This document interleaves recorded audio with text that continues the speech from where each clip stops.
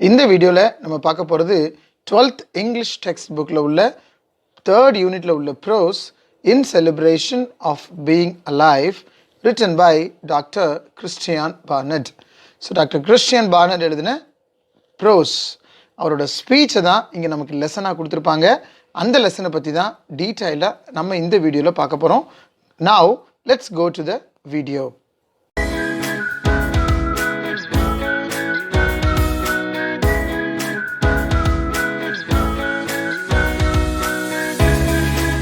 First லெசனுக்குள்ளே போகிறதுக்கு முன்னாடி ஆத்தரை பற்றி நம்ம பார்த்துக்கலாம். கிறிஸ்டியான் நீத்லிங் பார்னட், அவரோட ஃபுல் நேம் இதுதான். Was born in rural South Africa. South ஆஃப்ரிக்காவில் பிறந்த ஒரு doctor in 1922 to poor parents as their 4th child. அந்த வீட்டில் 4வதாக பிறந்தவர் தான் நம்ம author. He evinced great interest in his academics and was determined to pursue medicine after the loss of his brother to a cardiac ailment. அதாவது தன்னோட brother இந்த மாதிரி ஹார்ட் பிரச்சனையால் ஒருத்தர் இறந்துட்டார். அதுக்கப்புறம் தான் அவருக்கு இந்த மெடிசன் மேலே ஒரு ஆர்வம் படிக்க ஆரம்பிக்கிறாரு. அதுக்கடுத்து ஃபுல்லாக பார்த்தீங்க அப்படின்னா அவரோட அகாடமிக் பற்றி தான் கொடுத்துருப்பாங்க. இதில் பார்த்தீங்க அப்படின்னா Barnard has penned 14 books and 235 scientific articles that have been published in reputed journals. நிறைய ஆர்டிகல்ஸ் எழுதியிருக்காரு. கிட்டத்தட்ட 235 சயின்டிஃபிக் ஆர்டிகல்ஸ் எழுதியிருக்காரு. 14 புக்ஸ் பப்ளிஷ் பண்ணியிருக்காரு. Some of his books are one life, 50 ways to a healthy heart, the best medicine and the faith. இதெல்லாம் அவர் எழுதின best books. A pioneer in cardiac surgery, he obtained a doctorate in medicine from the University of Cape Town. So Cape Townல உள்ள யூனிவர்சிட்டியில் doctorate பட்டம் வாங்கியிருக்கிறாரு. This was followed by 11 honorary doctorates bestowed upon him by universities all over the world. கிட்டத்தட்ட 11 doctor பட்டம் வாங்கியிருக்கிறாரு. He has also received 36 international awards. கிட்டத்தட்ட உலகம் முழுவதிலிருந்து 36 award வாங்கியிருக்காரு அவர். In his late years, he established the Christiaan Barnard Foundation. ஒரு foundation ஒன்று ஆரம்பித்து to serve and promote the cause of underprivileged children throughout the world, and died at the age of 78 in the year 2001. கஷ்டப்படுறவங்களுக்காக அந்த ஒரு அமைப்பை ஏற்படுத்தியிருக்காரு. அடுத்து தன்னோட 28வது வயசில் இவர் இறந்து போகிறாரு. ஸோ இதுதான் நம்ம ஆத்தரை பற்றின short information. Now let's go into the lesson. இந்த லெசனோட ஷார்ட் சம்மரியை ஃபர்ஸ்ட் பார்க்கலாம். அதுக்கப்புறம் லைன் பை லைன் மீனிங் பார்க்கலாம். நம்ம ஆத்தர் டாக்டர் கிறிஸ்டியன் பார்னட் ஒரு வாழ்க்கையில் ஒரு பகுதியை மட்டும்தான் அவர் பார்த்துக்கிட்டு இருந்தார். கஷ்டம் தனக்கு மட்டும்தான் வந்துக்கிட்டு இருக்குது.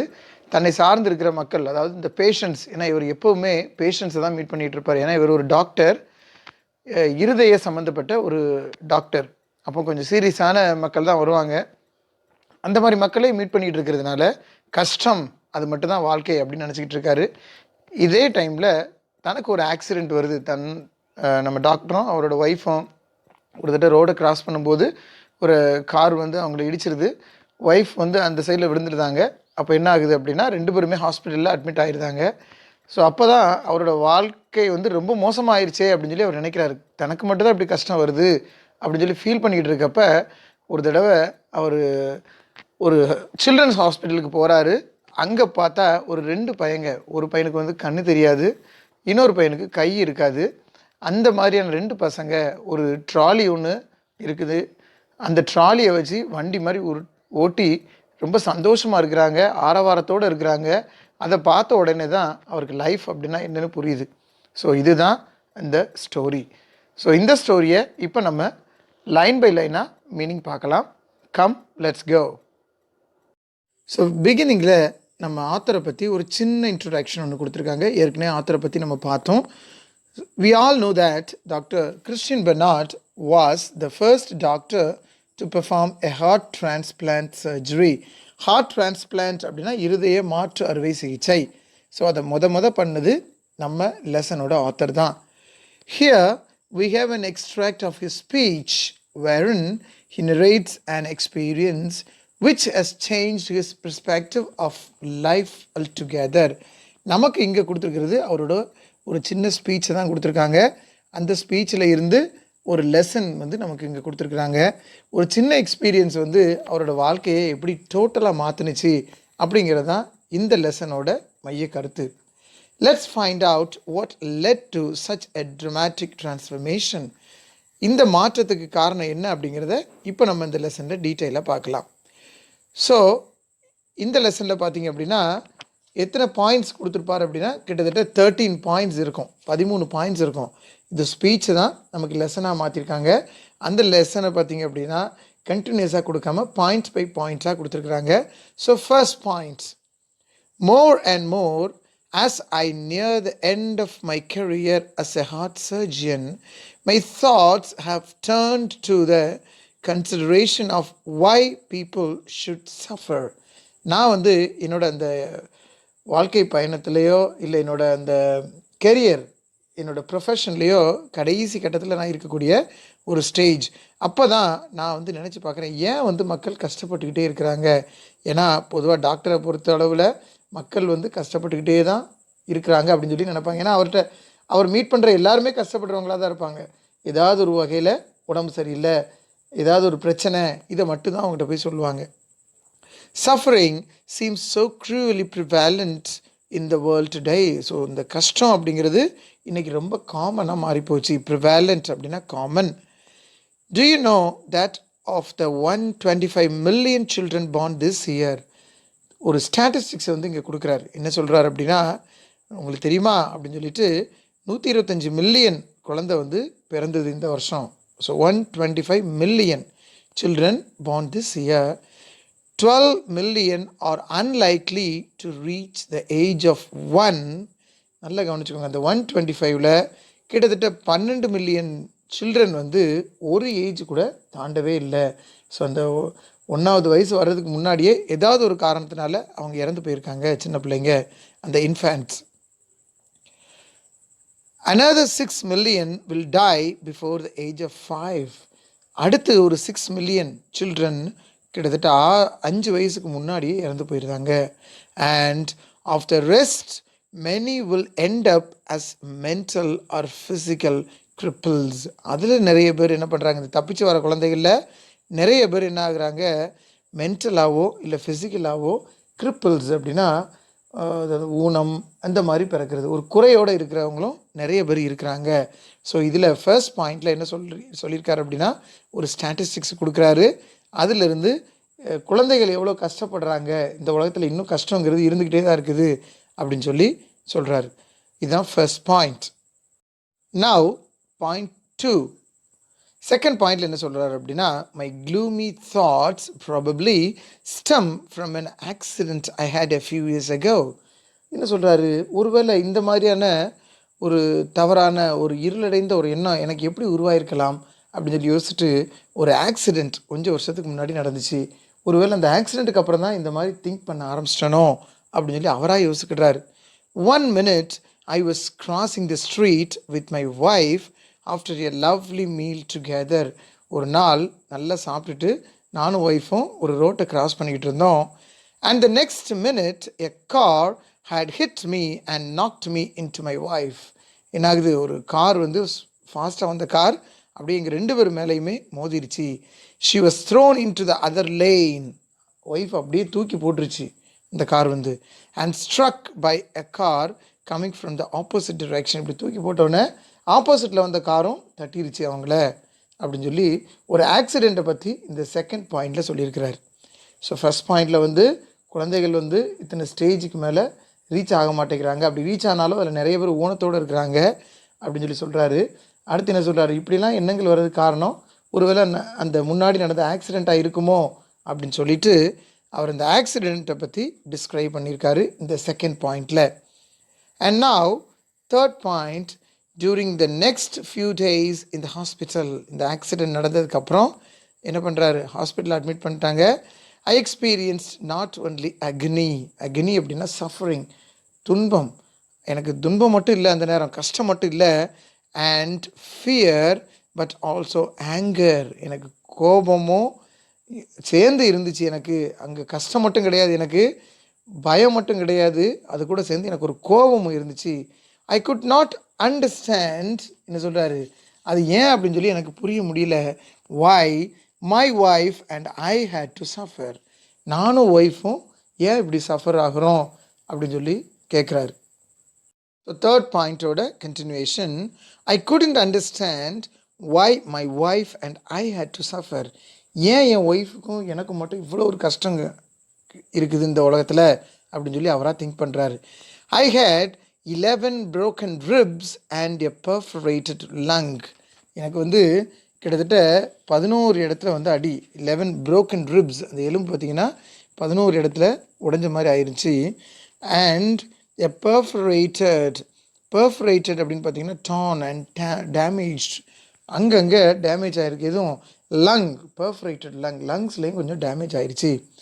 My wife had a badly fractured shoulder. என் ஒய்ஃபுக்கு பார்த்திங்கன்னா ஷோல்டர், தோள்பட்டையில் நல்ல அடி. Over I asked myself why should this happen to us. ஏன் எங்களுக்கு மட்டும் இப்படி நடக்குது அப்படின்னு சொல்லி நான் அடிக்கடி கேட்டிருக்கேன். I hate work to do after all. எனக்கு நிறைய வேலை இருக்குது, ஆனாலும் ஏன் இப்படி கஷ்டம் எனக்கு மட்டும் வருது, எங்களுக்கு மட்டும் வருது. There were patients waiting for me to operate on them. எனக்காக நிறைய பேஷண்ட்ஸ் வெயிட் பண்ணிகிட்டு இருக்கிறாங்க இங்கே ஹாஸ்பிட்டலில். Because I am a doctor. நான் டாக்டருங்கிறதுனால நானே இப்போ அடிபட்டு கிடக்கிறேன். அப்போ எனக்காக அங்கே பேஷண்ட்ஸ் வெயிட் பண்ணிகிட்டு இருக்காங்க. My wife had a young baby who needed her care.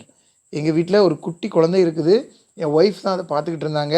இப்போ அவளுக்கு அங்கே வேலை இருக்குது, ஆனால் இங்கே ஹாஸ்பிட்டலில் நாங்கள் 2 பேருமே அட்மிட் ஆகிருக்கோம் அப்படின்னு சொல்லி இந்த தேர்ட் பாயிண்டில் அவங்களோட சஃபரிங்கை வந்து சொல்கிறாரு.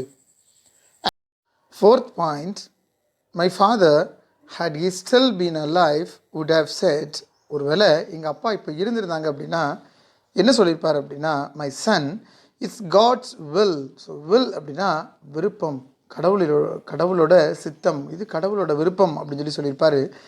That's the way God tests you. கடவுள் வந்து இந்த மாதிரி தான் நம்மளை சோதனை பண்ணுவார், சோதனை செய்வார் அப்படின்னு சொல்லி எங்கள் அப்பா சொல்லியிருப்பார். Suffering ennobles you. ennoble அப்படின்னா மேக்ஸ் டிக்னிஃபைட், மாரலி நோபல். நம்மளை வந்து ஒரு நல்லபடியாக வளர்க்குறது.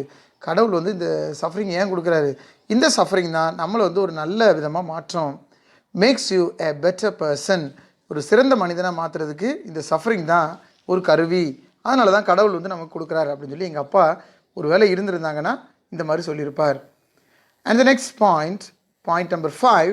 But as a doctor, I see nothing noble in a patient's thrashing around in a sweat-soaked bed. ஆனால் நான் ஒரு டாக்டராக இருந்துக்கிட்டு என்கிட்ட வர பேஷண்ட்ஸுக்கிட்ட இப்படிலாம் சொல்ல முடியாது. உங்களுக்கு சோதனை வந்து கடவுள் தான் கொடுக்குறாரு, நல்லபடியாக எடுத்துக்கோங்க அப்படின்னு என்னையெல்லாம் சொல்ல முடியாது. ஏன்னா அவங்களே வேர்த்து விறுவிறுத்து போய் வருவாங்க. sweat-soaked bed, அவங்க எதில் படுத்திருப்பாங்க? நோய் வாய்ப்பட்டு அப்படியே வேர்வையோட பெட்டில் படுத்திருப்பாங்க. அவங்ககிட்ட போய் நான் அப்படி சொல்ல முடியாது. ஏன்னா அவங்க மைண்ட் கிளவுடட் இன் அகனி, அவங்களோட மைண்டு ஃபுல்லாக துன்பம் துயரந்தான் இருக்கும். அந்த இடத்துல போய் நான் இப்படி பாசிட்டிவாக அவங்ககிட்ட பேச முடியாது. சரியாயிரும்னு சொல்ல முடியும், ஆனால் இந்த மாதிரிலாம் சொல்ல முடியாது. கடவுள் உங்களை செக் பண்ணுறாரு, இது நல்லது தான் சொல்லி சொல்ல முடியாது. நார் can I see any nobility in the crying of a lonely child in a ward at night. இல்லை ஒரு சின்ன குழந்தை அங்கே அழுதுகிட்டு இருக்கும் பெட்டில், அந்த பிள்ளைகிட்ட போய் நான் சொல்ல முடியுமா அப்படின்னு சொல்லி சொல்கிறார். ஸோ இதுதான் இந்த 5th point. 6th point, in those days they didn't have sophisticated heart surgery. அந்த காலத்தில் இதய ஆப்ரேஷனுக்கு மிகப்பெரிய வசதி எல்லாம் கிடையாது. சொஃபிஸ்டிகேட்டட் ஹார்ட் சர்ஜரி பண்ணுறதுக்கு வசதி எல்லாம் கிடையாது. எப்போ அந்த காலத்தில். I have always found the suffering of children particularly heartbreaking, especially because of their total trust in doctors and nurses. அப்போ நான் அந்த சஃபரிங் பார்த்தீங்க அப்படின்னா பர்டிகுலர்லி ஹார்ட் பிரேக்கிங், அவங்களோட துன்பத்தை துயரத்தை பார்க்கும்போது நமக்கே ரொம்ப கஷ்டமாக இருக்கும், இதே உடஞ்சி போகிற அளவுக்கு இருக்கும். Because of their total trust. ஏன்னா அவங்க முழுசாக நம்புறது கடவுளை கூட அந்த டைமில் நம்ப மாட்டாங்க, ஆனால் டாக்டர்ஸையும் நர்ஸஸையும் தான் நம்புவாங்க. இப்படியாவது காப்பாற்றிருங்க அப்படின்னு சொல்லி எங்கிட்ட தான் கேட்பாங்க. அது ரொம்ப கஷ்டமாக இருக்கும். they believe you are going to help them. அவங்க என்ன நினைக்கிறாங்க? நம்ம தான் ஹெல்ப் பண்ணுவோம் அப்படின்னு சொல்லி அவங்க நினைக்கிறாங்க. if you can't, they accept their fate. they go through mutilating surgery and afterwards they don't complain. they believe you are going to help them. if you can't, they accept their fate. நம்மளால் முடியலை அப்படின்னா அதுதான் அவங்களோட விதி அப்படின்னு சொல்லி நினச்சிக்கிடுவாங்க. they go through mutilating surgery. அவங்க அந்த mutilating surgery அப்படின்னா surgery involving removal of tissue வந்து ரிமூவ் பண்ணுறது. Okay, even at the risk of worsening of the patient's condition. Patient condition ரொம்ப மோசமாக இருந்தாலும் அந்த மாதிரி ரிமூவ் பண்ணுறது தான் அந்த mutilating surgery. And afterwards they don't complaint. அதுக்கப்புறம் தான் அந்த கம்ப்ளைண்ட் வராது. ஓரளவு பிழைச்சிட்டான் அப்படின்னு நினைக்கும் போது தான் அவங்க வந்து என்ன ஆகும், கொஞ்சம் நிம்மதி வரும் அவங்களுக்கு. இது வந்து அந்த காலத்தில் உள்ள ட்ரீட்மெண்ட்டை பற்றி அவர் சொல்கிறாரு. ஒன் மார்னிங், இப்போ இங்கே 7th பாயிண்ட்லேருந்து தான் நமக்கு நம்ம லெசனோட மெயின் ஸ்டோரி ஸ்டார்ட் ஆகுது. 7th பாயிண்ட்லேருந்து தான். One morning several years ago, ஒரு கிட்டத்தட்ட ஒரு சில வருஷங்களுக்கு முன்னாடி அப்படின்னு சொல்லி தன்னோட வாழ்க்கையில் நடந்த ஒரு ஈவெண்ட்டை பற்றி சொல்ல போகிறார். Several years ago I witnessed what I call Grand Prix. என் வாழ்க்கையில் நான் பார்த்த ஒரு இன்சிடெண்ட்டு தான் கிராண்ட் பிரிக்ஸ் அப்படின்னு சொல்லி சொல்லுவேன். இது வந்து கிராண்ட் பிரிக்ஸ் அப்படின்னா இன்டர்நேஷ்னல் ஈவெண்ட், கார் ரேஸை தான் அதை சொல்லுவாங்க. ஆனால் இவர் என்ன சொல்கிறார், அந்த உண்மையான கார் ரேஸை சொல்லலை. நான் பார்த்ததுலே ஒரு பெஸ்ட் அப்படின்னா அந்த கார் ரேஸ்னால் இதுதான். எங்கே நடந்துச்சான்? Of Cape Town's Red Cross children's hospital. Cape டவுன்ஸில் இருக்கக்கூடிய ரெட் கிராஸ் அப்படிங்கிற ஒரு சில்ட்ரன்ஸ் ஹாஸ்பிட்டல் இருக்குது, குழந்தைகள் மருத்துவமனை. அங்கே தான் அந்த இன்சிடெண்ட் நடந்துச்சு. அதை தான் நான் கிராண்ட் பிரிக்ஸ் அப்படின்னு சொல்லி சொல்லுவேன். It opened my eyes to the fact that I was missing something in all my thinking about suffering. அதை பார்த்ததுக்கு அப்புறம் தான் என்னோட அந்த அறிவு கண்ணே திறந்துச்சு. என்னதான் நான் இது வரைக்கும் சஃபரிங்னா என்ன நினச்சிக்கிட்டு இருந்தேனோ அது அப்படி இல்லை அப்படிங்கிறத என்னோட மைண்டை மாற்றினதே அந்த ஈவெண்ட் தான். Something basic that was full of solace for me. அந்த டைமில் நான் பார்த்தது தான் எனக்கு மிகப்பெரிய ஒரு ஆறுதலாக இருந்துச்சு. solace அப்படின்னா ஒரு ஆறுதலாக எனக்கு இருந்துச்சு. அப்படி என்ன பார்த்தார் அப்படிங்கிறத அடுத்து நம்ம பார்க்கலாம். ஸோ கிராண்ட் பிரிக்ஸ் அப்படின்னா இந்த கார் ரேஸ் நடக்கக்கூடியது. ஆனால் இவர் உண்மையான கார் ரேஸை சொல்லலை. கேப் டவுன் அப்படிங்கிறது கேபிட்டல் ஆஃப் சவுத் ஆஃப்ரிக்கா. அங்கே அந்த டவுனில் உள்ள ரெட் கிராஸ் சில்ட்ரன்ஸ் ஹாஸ்பிட்டல், ஒரு குழந்தைகள் மருத்துவமனையில் நடந்த ஒரு ஈவெண்ட்டை பற்றி தான் இப்போ அடுத்து சொல்ல போகிறார். ஸோ 7th பாயிண்டில் அந்த ஈவெண்ட்டை ஸ்டார்ட் பண்ணியிருக்கிறாரு. Point number 8, what happened there that morning was that a nurse had left a breakfast trolley unattended. அந்த டைமில் அங்கே என்ன நடந்துச்சு அப்படின்னா, காலையில் ஒரு நர்ஸ் என்ன பண்ணுறாங்க, ட்ராலி இந்த தள்ளு வண்டி மாதிரி தள்ளிட்டு போகிறது. இது வந்து இங்கே வந்து இது வந்து ஹாஸ்பிட்டல். அப்போ இந்த பிளேட்ஸ், இந்த குழந்தைகள் ஹாஸ்பிட்டல். அப்போது அந்த பிள்ளைங்க சாப்பிட்ட பிளேட்ஸு, மற்ற திங்ஸ் எல்லாம் எடுத்துகிட்டு போகக்கூடிய வண்டி தான் இந்த ட்ராலி. என்ன பண்ணுறாங்க, இந்த பிளேட்ஸ் எல்லாம் கொண்டு வந்து ஒரு இடத்துல விட்டுட்டு போயிட்டாங்க அந்த ட்ராலியை. And very soon this trolley was commandeered by, அந்த டைமில் என்ன ஆகுது, அந்த ட்ராலியை ஒரு 2 பேர் சேர்ந்து யூஸ் பண்ண பார்க்குறாங்க அந்த விளையாட்டுக்கு. And very soon this trolley was commandeered by an intrepid crew of 2. 2 பையங்க ஓகே என்ன பண்ணுறாங்க, அந்த வண்டியை தள்ளி விளையாட ஆரம்பிக்கிறாங்க. A driver and a mechanic. அதில் ஒருத்தன் டிரைவர் மாதிரியும் ஒருத்தன் வந்து மெக்கானிக் மாதிரியும். Look at this picture and you can understand. ஒரு பையன் டிரைவராகவும் ஒருத்தன் மெக்கானிக் மாதிரியும் தள்ள ஆரம்பிக்கிறாங்க. The mechanic provided motor power by galloping along behind the trolley with his head down. அந்த வண்டிக்கு பின்னாடி நின்று தள்ளுற பையன் யார் அப்படின்னா, அவன் தான் அங்கே வந்து மெக்கானிக் மாதிரி நிற்கிறான். அவன் என்ன பண்ணுறான், தலையை கீழே கவுந்துக்கிட்டு அந்த கைட்டை தள்ளுறான். அவன் தான் மெக்கானிக். அடுத்து while the driver seated on the mover deck, அதில் ஒரு டெக் மாதிரி இருக்குது அந்த வண்டியில். அதில் முன்னாடி ஒரு பையன் உட்காந்துருக்கிறான். அந்த பையன் என்ன பண்ணுறான், அந்த வண்டியை அப்படியே டைரெக்ஷன் பார்த்து மூவ் பண்ணுறான். So held on with one hand, ஒரு கைட்டை பிடிச்சிக்கிட்டு தான் வண்டியை பிடிச்சிருக்கிறான். And steered by scraping his foot on the floor. கால்கிட்ட என்ன பண்ணுறான், தன்னோட பாதங்களால் கால் தரையை வச்சு தரையில் தள்ளிக்கிட்டே போகிறான். அந்த வண்டியை டைரெக்ஷன் மாற்றுறதுக்காக அந்த காலை யூஸ் பண்ணியிருக்கான்.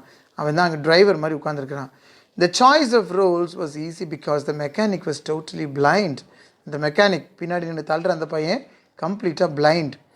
And the driver had only one arm. ஆனால் முன்னாடி இருந்து ஓட்டுற அந்த டிரைவர் மாதிரி இருக்க அந்த பையனுக்கு ஒரு ஆர்ம் தான் இருக்குது, ஒரு கை கிடையாது. ஸோ இதுதான் இந்த பையங்க, இந்த 2 பையங்க அந்த வண்டியை தள்ளிட்டு போகிறாங்க. So look at the picture, then you can understand this paragraph. 9th point பாருங்க, they put on quite a show that day. அன்றைக்கி அந்த ஷோ ரொம்ப இன்ட்ரெஸ்டிங்காக போணுச்சு. உண்மையான கார் ரேஸ் மாதிரியே நம்ம ஆத்தர் அங்கே உட்காந்து அப்படியே இந்த ஈவெண்ட்டை ரசிச்சுக்கிட்டு இருக்காரு. Judging by the laughter and shouts of encouragement from the rest of the patients. இது வந்து ஹாஸ்பிட்டல் உள்ள அந்த வார்டுக்கிட்ட நடக்குது. ஏன்னா காமன் வார்டு மாதிரி இருக்குது. எல்லா பையங்களும் அங்கே அவங்களோட பெட்டில் படுத்துருக்குறாங்க. இதை நடக்கிறத பார்த்து எல்லோரும் நல்லா சத்தம் போட்டு சிரிச்சுக்கிட்டு நல்லா என்கரேஜ் பண்ணிகிட்டு இருக்கிறாங்க. It was a much better entertainment than anything anyone puts on at the Indianapolis 500 car race. இது அந்த இந்தியானாபோலிஸ் 500 கார் ரேஸை விட ரொம்ப கிராண்டாக இருக்க மாதிரி இருக்குது. ஏன்னா உற்சாகமாக இருக்கிறாங்க, அவ்வளோ ஒரு உற்சாகம்.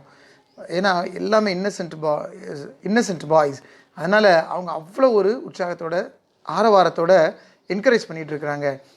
There was a grand finale of scattered plates and silverware before the nurse. கரெக்டாக ஒரு நர்ஸ் வந்து நிற்கிறாங்க. அவங்க முன்னாடி எல்லாம் அங்கங்கே செதறி கிடக்குது அந்த வண்டியில் உள்ள எல்லாமே. And ward sister caught up with them. அவங்க அப்படி கையோடு பிடிச்சிக்கிட்டு scolded them and put them back to bed. அந்த பையங்களை போங்கடா, போய் உங்கள் பெட்டில் போய் படுங்கடா அப்படின்னு சொல்லி மிரட்டி அனுப்பி விட்றாங்க. இதை வந்து நம்ம ஆத்தர் கிறிஸ்டியான் பார்னர்ட் வந்து பார்த்துக்கிட்டே இருக்கிறார். 10th point, let me tell you about these two. அந்த ரெண்டு பாய்ஸை பற்றி இப்போ நான் உங்களுக்கு டீட்டெயிலாக சொல்கிறேன் அப்படின்னு சொல்லி நம்ம ஆத்தர் அந்த ரெண்டு பாய்ஸை பற்றி சொல்ல போகிறார். இந்த mechanic was all of 7 years old. அந்த மெக்கானிக் வந்து 7 வயசு ஆகுது. அதாவது மெக்கானிக்னா யார்? அந்த பின்னாடி நின்று தள்ளினால அந்த பையன் 7 years old, 7 வயசு அவனுக்கு. One night when his mother and father were drunk. ஒரு நாள் அவங்க வீட்டில் 2 பேரும் குடிச்சிருந்தாங்க. His mother threw a lantern. அவங்க அம்மா என்ன பண்ணுறாங்க, சண்டை போடுறதுல அவங்க அம்மா தூக்கி இந்த லேண்டன், அந்த விளக்கு, மண்ணெண்ணெய் விளக்குன்னு சொல்லுவாங்களே, அந்த இதை தூக்கி அப்படியே அப்பா மேலே எறிகிறாங்க, அந்த பையனோட அப்பா மேலே. Missed and the lantern broke over the child's head and shoulders. அது என்ன ஆகுது, அந்த டைரெக்ஷன் மாறி அப்படியே திசை மாதிரி என்ன போயிடுது, அந்த பையன் மேலே போய் விழுந்துருது, தலையில் போய் டமார்னு விழுந்துருது. ஏன்னா அது கண்ணாடியால் செய்யப்பட்டிருக்கும். மேலே உள்ள அந்த தீ எறிகிற பக்கம் பார்த்திங்க அப்படின்னா கண்ணாடியில் இருக்கும். அந்த லேண்டன் வந்து அப்படியே அந்த பையனோட ஷோல்டர், தலையில் பட்டு ஷோல்டர்லேயும் விழுந்துருது. He suffered.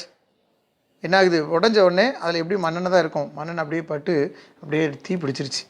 He suffered severe 3rd degree burns on the upper part of his body. அதனோட உடம்புல மேல் பகுதி ஃபுல்லாக அப்படியே தீ பிடிச்சிருச்சு. And lost both his eyes. அப்படியே கண்ணு ரெண்டும் அப்படியே அவிஞ்சு போச்சு.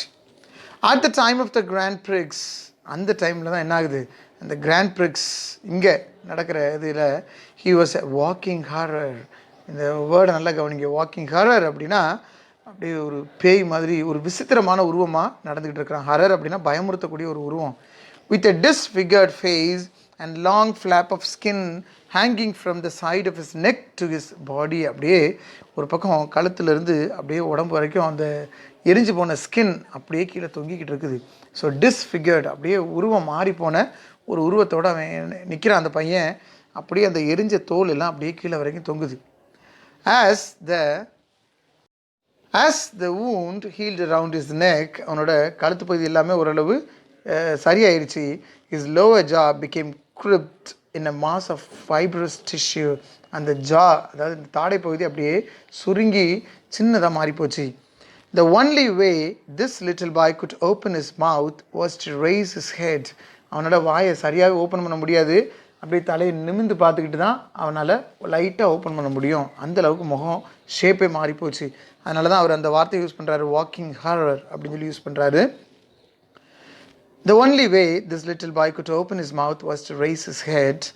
When I stopped by to see him after the race, அந்த ரேஸ் முடிஞ்ச உடனே அந்த அவர் நிப்பாட்டுறாரு அந்த பையங்களை. He said, you know, we won. அந்த வார்த்தையை பாருங்கள், அந்த பையன் சந்தோஷமாக சொல்லிட்டு போகிறான், உங்களுக்கு தெரியுமா நாங்கள் வின் பண்ணிட்டோம் அப்படின்னு சொல்லிட்டு போகிறான். And he was laughing. அந்த பையன் அப்படியே சிரிக்கிறான் சொல்லிட்டு. இதை நம்ம ஆத்தர் அப்படியே ரசித்து பார்த்துட்ருக்கிறாரு. And point number 11, the trolley's driver I knew better. அந்த ட்ராலியோட டிரைவர், அதாவது இந்த ஒன் ஆர்மோட ஒரு கை வெட்டப்பட்ட ஒரு பையன் முன்னாடி உட்காந்து தள்ளிட்டு இருந்தான்ல, அவனை வந்து ஏற்கனவே எனக்கு தெரியும். A few years earlier, கொஞ்சம் வருஷத்துக்கு முன்னாடி, I had successfully closed a hole in his heart. அவனுக்கு ஏற்கனவே இருதய பிரச்சனை இருந்திருக்குது.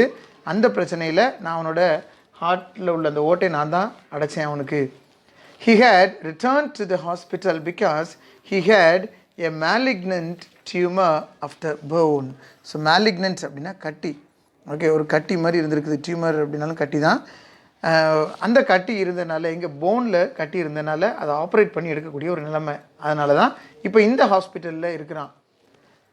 A few days before the race, his shoulder and arm were amputated. Amputedனா கட். இப்போ கொஞ்ச நாளைக்கு முன்னாடி தான் இந்த ஈவெண்ட் நடக்குதில்ல, இதுக்கு கொஞ்ச நாளைக்கு முன்னாடி தான் அவனோட கையை கட் பண்ணி எடுத்துட்டாங்க. ஆனாலும் அவன் அவ்வளோ ஒரு மகிழ்ச்சியாக இருக்கிறான். There was little hope of his recovery. அவன் திரும்ப ரெக்கவர் ஆவானா அப்படிங்கிறதுல ரொம்ப டவுட்டாக தான் இருக்குது.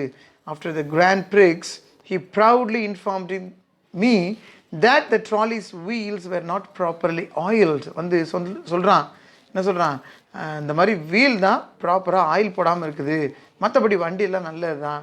But he was a good driver. நான் வந்து நல்ல driver. and he had full confidence in the mechanic. ஆனால் மெக்கானிக் மேலே எனக்கு ஒரு முழு நம்பிக்கை இருக்குது, வண்டியை நல்லபடியாக கொண்டு போயிடுவான் அப்படின்னு சொல்லிட்டு.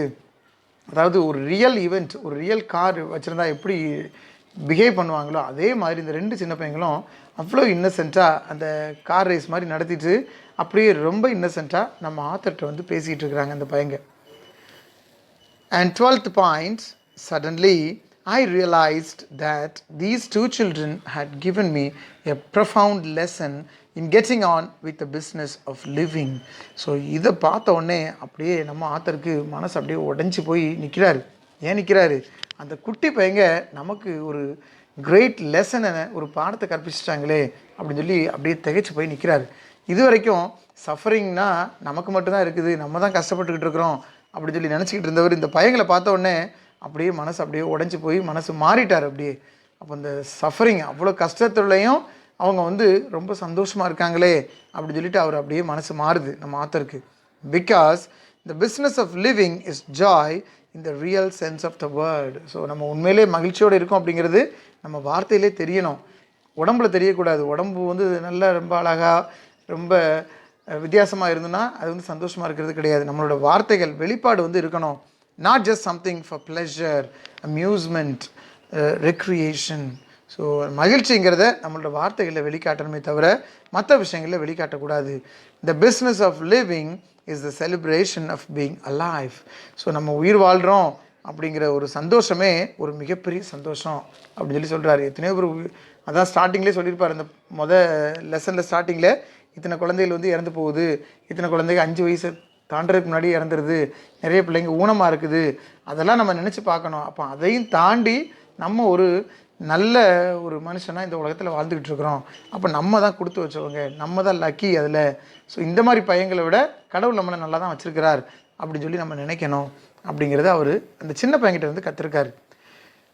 I had been looking at suffering from the wrong end. இது வரைக்கும் நான் தப்பான பார்வையில் தான் பார்த்துக்கிட்டு இருந்தேன். இதை சஃபரிங்கை வந்து you don't become a better person because you are suffering. நம்ம சஃபரிங் மட்டுமே வந்துக்கிட்டு இருந்துச்சு அப்படின்னா பெட்டராக மாற முடியாது. But you become a better person because you have experienced suffering. நம்ம சஃபரிங்கை நினச்சிக்கிட்டே இருந்தோம்னா நம்ம ஒரு நல்ல மனிதனாக மாறவே முடியாது. ஆனால் அந்த சஃபரிங்கையும் தாண்டி நம்ம வரணும். அப்படி வந்தால் மட்டும்தான் நம்மளோட லைஃப் வந்து ஒரு நல்ல லைஃப் கிடைக்கும் நமக்கு. We can't appreciate light if we haven't known darkness. நமக்கு இருள் பற்றி தெரியலை அப்படின்னா லைட்டோட வெளிச்சம், அதாவது ஒளியின் அருமை வந்து நமக்கு தெரியவே தெரியாது. இருளுக்குள்ளேயே வாழ்ந்துக்கிட்டு இருக்கவங்ககிட்ட போய் லைட்டை கொடுத்தோம் அப்படின்னா அதோட பெருமை அவங்களுக்கு தான் தெரியும். நார் can we appreciate warmth if we have never suffered cold. இது வரைக்கும் அந்த குளிரில் நம்ம கஷ்டப்படவே இல்லை அப்படின்னா அந்த வெக்கை, அந்த வெப்பத்தோட அருமை நமக்கு தெரியாது. ஆனால் குளிரில் நடுங்கிட்டு இருக்கவன்ட்ட போய் கொஞ்சம் வெப்பத்தை கொடுங்க, அவன் அவ்வளோ அருமையாக உணர்வான். அந்த வெப்பத்தோட அருமை அவனுக்கு தான் தெரியும். These children showed me that it's not what you have lost that's important. நீ என்ன இழந்தியோ அது முக்கியமே கிடையாது. அதான் அந்த பையனுக்கு கண்ணு கிடையாது, இன்னொரு பையனுக்கு கை கிடையாது, அவனுக்கு ஹார்ட்டில் பிரச்சனை. ஆனால் அதை பற்றி அவங்க திங்க் பண்ணவே இல்லை. என்ன இருக்குதோ அதை நினச்சி வாழணும். What is important is what you have left. உங்கள்கிட்ட என்ன இருக்குதோ அதை நினச்சி சந்தோஷப்படணும். இல்லாததை நினச்சி அழுகிறதுக்கு இருக்கிறத நினச்சி நம்ம சந்தோஷப்படணும் அப்படிங்கிற ஒரு சிறந்த லெசனை நமக்கு கொடுத்துருக்காரு டாக்டர் கிறிஸ்டியான் பர்னார்ட். ஸோ இதோட இந்த லெசன் நமக்கு முடியுது. அடுத்த வீடியோவில் இன்னொரு லெசனோ இன்னொரு போயமோ இல்லை கிராமரோ நம்ம பார்க்கலாம். Wait for the next video. இது வரைக்கும் subscribe பண்ணாதவங்க please subscribe for more videos. Thank you for watching. Thank you for watching. We'll meet in the next video. Thank you.